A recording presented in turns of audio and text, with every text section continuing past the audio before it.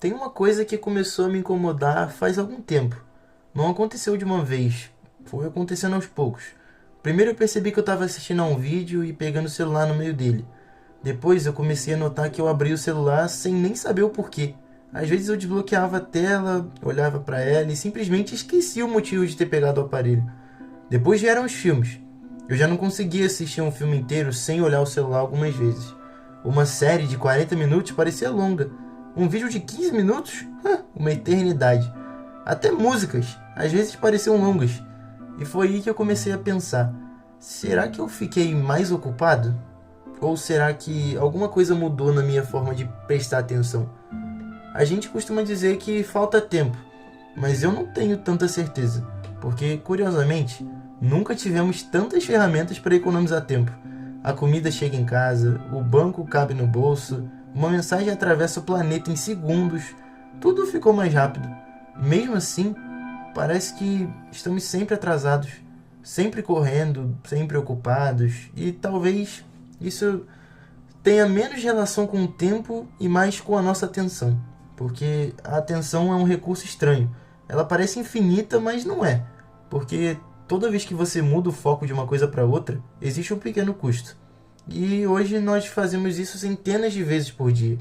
Você começa a responder uma mensagem, lembra de outra coisa, abre o Instagram, depois o TikTok, vê uma notícia, responde alguém, recebe uma notificação e por aí vai. E sem perceber, passa 20 minutos, 30, um dia praticamente e você não terminou nada.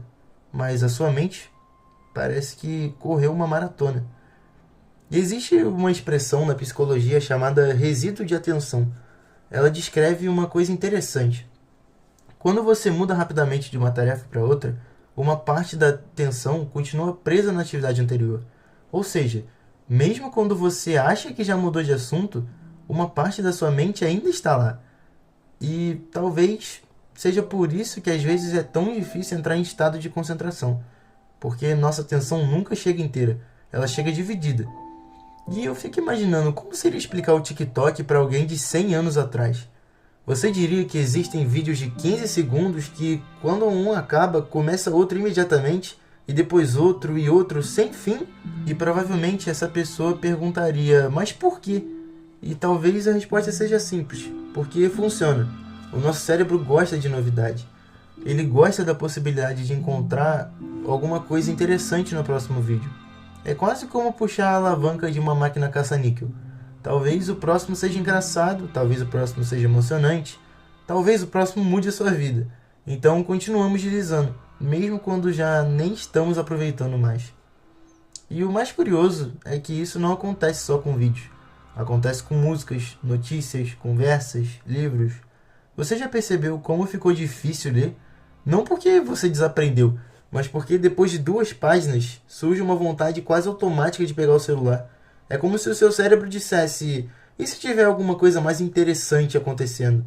E esse pensamento parece pequeno, mas muda completamente a forma como vivemos. Porque algumas das melhores experiências da vida exigem atenção prolongada.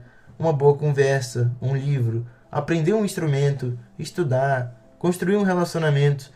Tudo isso pede uma coisa que está ficando rara: presença. O filósofo Byung-Chul Han escreveu que vivemos em uma sociedade do excesso. Excesso de informação, de estímulos, de possibilidades. E talvez o problema nunca tenha sido a quantidade de conteúdo. Talvez seja o fato de que nosso cérebro nunca foi preparado para lidar com tudo isso ao mesmo tempo. Existe uma frase do psicólogo William James que eu gosto bastante.